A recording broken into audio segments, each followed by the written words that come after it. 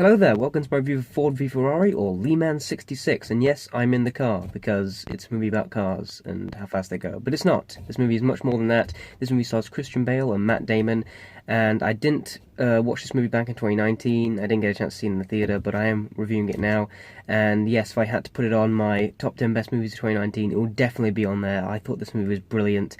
This is a great drama, a great biopic, a great telling of the true story, and I'm not a big car person, so I didn't really care about the cars or engines, but stuff like that really did give me adrenaline, and I really love those sequences.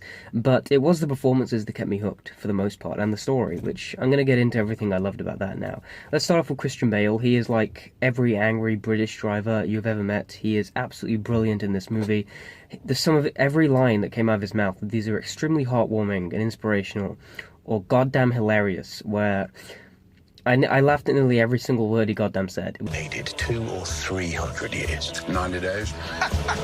So funny. I mean, it's just worth seeing just for how great his performance is. Matt Damon was also great, and his relationship and his emotional connection to cars and racing, and his connection to Christian Bale, and just wanting to get everything done and wanting Christian Bale to be a part of it, because they have to go through a lot of corporate stuff, and this movie isn't really about Ford beating Ferrari. It is about Ford v Ferrari in the Le Mans 66 race, but it's really about these two guys and this group of people who just want to do what they want to do, but can't because of Ford, and because they're making them have all these limitations, and towards the film they make it really difficult for them to do what they want to do, and it adds a lot of emotional stress to this film that would not have had without it. He was just extremely investing in every single way, and I just loved everything about it. I thought it was really well put together. It is a very long movie. 2 hours and 32 minutes is a long runtime, and it never felt that long. It always felt extremely investing, and has probably one of my favourite movie finales I've ever seen in a biopic. It was so fantastic. I love the finale of this movie. It was adrenaline-filled.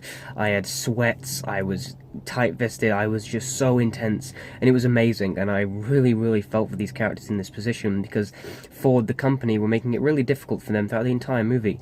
If I had to pinpoint a flaw, it's a bit slow. It is, and there's some slow moments at the start of the movie, but all of them are character developing, and all got us to care about these characters. The dialogue was perfection, the pacing was great, the car chase sequences, James Mangold directed them excellently. I mean, I love what he did with Logan, and Logan's still my favourite film of his, but this is easily a better directed movie, just from these amazing car chase sequences and race sequences that I was blown away at how they recreate the tracks and the cars and the performances, just everything amazing. Christian Bale has a home life, which I found didn't take up too much of the movie, but when they put it in there, it was great. His relationship with his wife and his son was all really well done.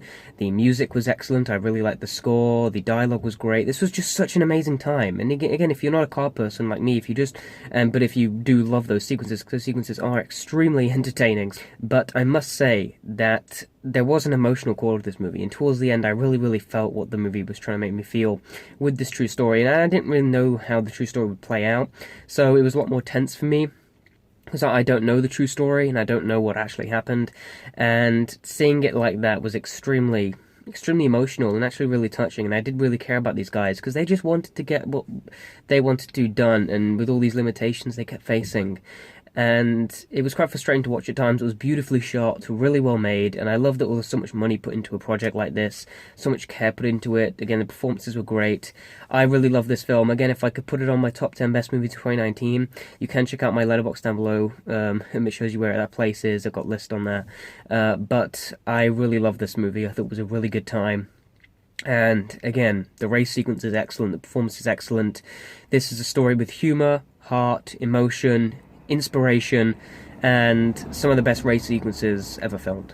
I'm going to give Le Mans 66, or Ford v Ferrari, an A. I'm also going to give this movie a 9 out of 10. Guys, I really enjoyed this movie. Comment down below your opinions and your thoughts on Le Mans 66 if you have seen it. And of course, thanks for watching, and goodbye.